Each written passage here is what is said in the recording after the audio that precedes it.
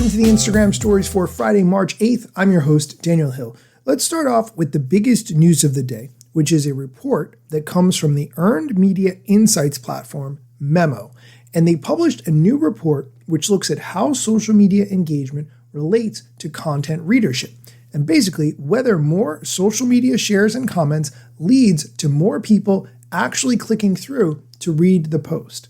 Let's give this a little bit of context. Over the past few months on this show, one topic that has come up repeatedly is the fact that social media has become more of a sharing within some kind of private group, meaning that if you see a post online that you like, you are not going to necessarily share it publicly, but rather are more likely to share it via DM or text message or WhatsApp with some smaller group of people that you think that content would be appreciated by. With that context, let's look at this new report from Memo. Their key finding from this investigation is that, quote, across all the articles and topics we analyzed, we found no clear connection between social engagement and actual readers of the news, end quote. So let's explain that. There's no direct link between how much engagement a post gets in social media apps versus how many people then actually read it. You probably knew this already. Most people commenting online aren't actually reading the post. They're just reacting to the headline. That's it. Interestingly, they point out that even in a crisis, such as, for instance, the war in Ukraine or what's happening in Gaza, the correlation between social media engagement and readers reaches moderate at best. So what that means is, even in a very highly charged situation, people still aren't reading the articles that are being posted online and shared on social media. This report, which I will link to in the show notes, also has a TLDR, which, if you're not familiar, that means too long, didn't read. It's a little summary at the bottom. What they say is social media engagement is absolutely not a reliable indication of people engaging in news. There is a moderate correlation for crisis news, but it's really not worth betting on that specific thing. Again, I will link to this in the show notes so you can check it out for yourself. We're going to take a quick break. When we come back, we're going to talk about some Threads news and some Instagram news, so stick around. And we're back. Okay, let's dive into the Instagram news. Instagram has secretly added an emoji game inside the DM inbox. This game is the paddle game. You might call it Breakout, or maybe you'd call it Pong, but basically you move your finger to move a paddle that catches a bouncing ball across the screen. Here's how to get access to the secret Instagram Pong-like game. Open up a DM chat inside your inbox, send an emoji to someone, and then click on it. After that, you will be transported to a screen with a paddle and an emoji of whatever you sent. The emoji moves faster as the game progresses and the background color gets darker. If you test this and you don't see it, make sure you're using the latest version of the Instagram app, which is a reminder to always make sure that you're using the latest version of the Instagram app. Just set your apps to auto-update when you're on Wi-Fi. That's just going to be the best solution always.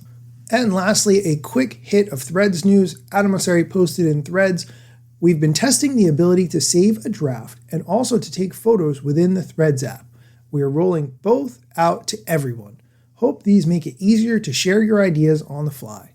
As always, open to your feedback and other suggestions to improve your experience on Threads.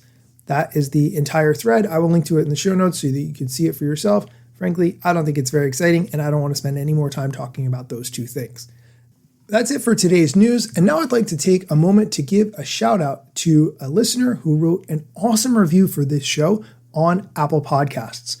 They called it a must listen for social media marketing and gave me 5 stars, which makes me feel warm and fuzzy inside. Their actual review said, I'm a social media strategist at an advertising agency, and this podcast keeps me up to date in bite-sized, easily digestible episodes. Big thanks to Daniel for producing it. It makes me better at my job.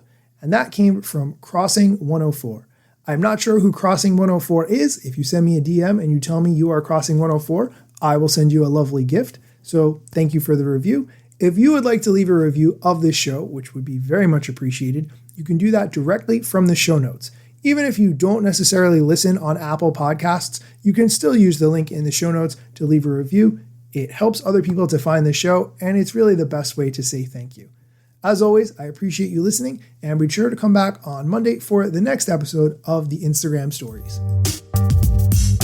Instagram news got you covered, sometimes even TikTok. Relevant platforms in the metaverse ahead of the wave, without a break or a pit stop. Still waiting for Zuckerberg to give me the big job. Pause. Use trademarks and logos with Insta's permission, of course. If you like the show and you gain some good info, maybe leave a review. It's a type of applause. Just drop me a message if you want to collab. If you got some good content or you want to run ads, at Daniel Hill Media is where I am. TikTok, Facebook and Instagram.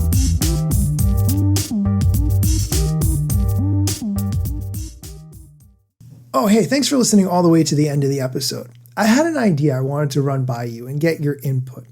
I was thinking about getting back into speaking in front of groups with respect to social media. It's a little bit tough because I'm not a social media marketer, so I don't have a ton of experience that would relate to social media marketers. But I was thinking about doing some kind of presentation or talk where it's just Instagram myths debunked.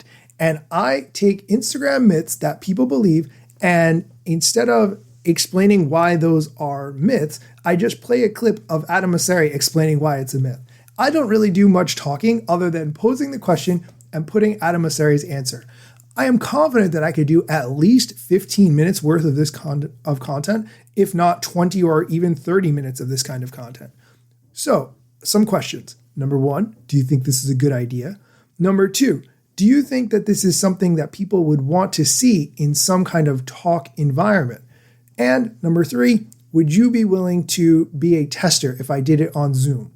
Send me a DM at Daniel Hill Media. I'd love to get all of your feedback on those questions and get your opinions. That would really mean a lot.